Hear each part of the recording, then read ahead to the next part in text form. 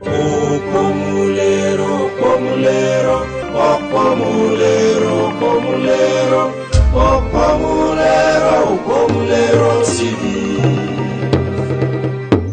Wadabo, asadi mama yo, wadabo, asadi njare, mama yo, wadabo.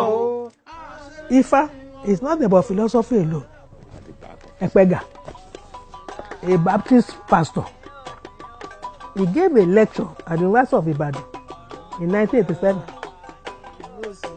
And there he made a claim, Ifa is not a religion but contains religion. Ifa is not philosophy but contains philosophy. Ifa is not science but contains science and profound science. I am intrigued by what Professor Sophie Oluwole said. She said that Ifa is not religion, but there's religion in Ifa. Ifa is not philosophy, but there's philosophy. And she went on and on poetry, literature, and all that. If there is mathematics in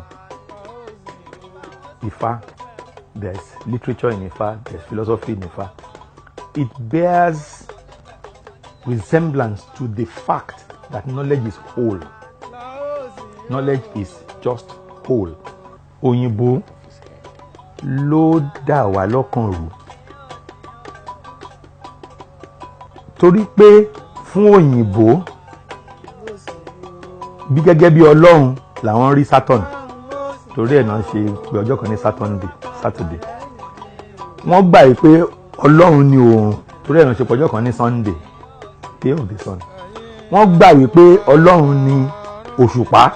Torí ẹ̀ náà ṣe pé ọjọ́ kan ní Monday.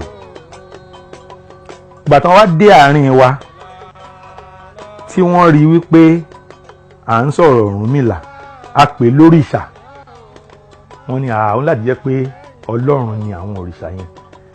Báwo la ṣe lè pe ẹni tí a mọ ìyá ẹ̀, a mọ bàbá ẹ̀, a mọ ìlú ẹ̀, báwo la lè ṣe pè yẹn ní Ọlọ́run? Now all these other so-called gods are supposed to be his disciples. So Ogun is supposed to be the patron of smiths. Is it a mere coincidence that Ogun is worshipped with a lubricant? That the essence of metal work in Yoruba land, epo pupa la fi ń bọ, that will scientifically, from a metallurgical point of view, will preserve it. And that sounds like religion to anybody? That to me is pure science. Èmi gba nǹkan tí ìyá sọ o. Ifá kì í ṣe ẹ̀sìn, ẹ̀sìn wà nú ẹ̀ ni. Ifá kì í ṣe ìṣirò, ìṣirò wà nú ẹ̀ ni. Ifá kì í ṣe ọgbọ́n àmúṣe wà nínú ẹ̀ ni. Ọgbọ́n àmúṣe as technology. Ifá kì í ṣe ìmọ̀ye, ẹ̀kọ́ ìmọ̀ye as philosophy. Ẹ̀kọ́ ìmọ̀ye wà nínú ẹ̀ ni. Ifá kì í ṣe ewì wà nínú ẹ̀ ni. The problem of Western intellectualism is that having broken knowledge down into these themes, into these dimensions, into these subsections, and having mastered some of these subsections, there is a need to reintegrate knowledge back into the whole.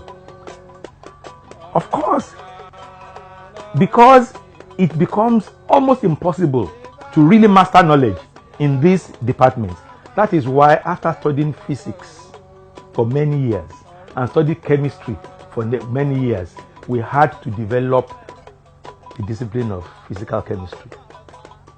Having studied biology for many years, studied chemistry for many years, we now find that there are certain elements of knowledge at the intersection of chemistry and biology. That was why the discipline of biochemistry was developed.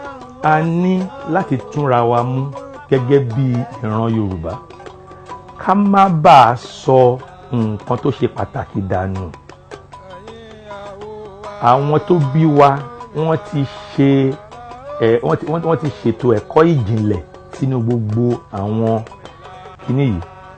Ìmọ̀ tó dẹ̀ wà ń bẹ̀ péye, ọ̀pọ̀lọpọ̀ ìmọ̀ tó wà ń bẹ̀, ẹ̀kọ́ ìjìnlẹ̀ science tá à ń sálé kò tí ì mọ̀.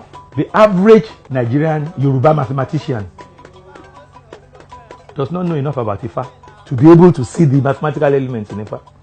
The average Yoruba chemist does not know enough about Ifa.